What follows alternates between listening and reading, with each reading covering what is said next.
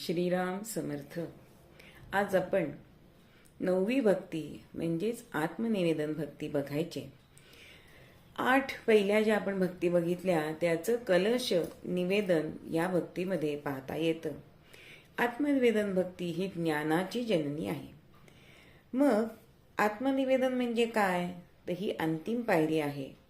म्हणजे आत्मनिवेदन म्हणजे अद्वैत आत्मसाक्षात्कार, स्वतःच ईश्वरमय होऊन विश्वात्मक भावनेने लोककल्याणार्थ ईश्वरी गुणांचे प्रकटीकरण म्हणजे आत्मनिवेदन.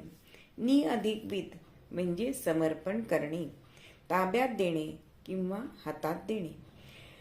आपण स्वतःला सर्वस्वी भगवंताच्या समर्पण करणे, त्याला आपण सर्वस्वी भगवंताला समर्पण करणे असा त्याचा अर्थ होतो.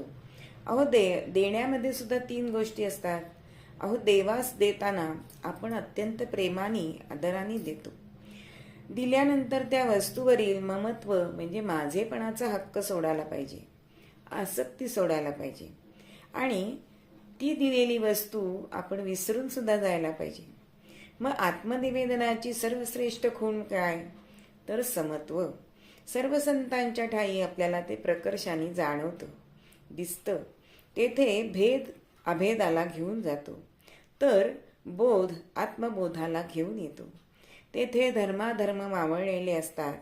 यालाच आत्मनिवेदन असं म्हणतात. समर्थ असं म्हणतात की नाही एका ओवीमध्ये, आत्मा म्हणजे जो अद्वैत, जेथे नाही द्वैताद्वैत, तेथे मीपणाचा हेत, उरेल कैचा श्रीराम.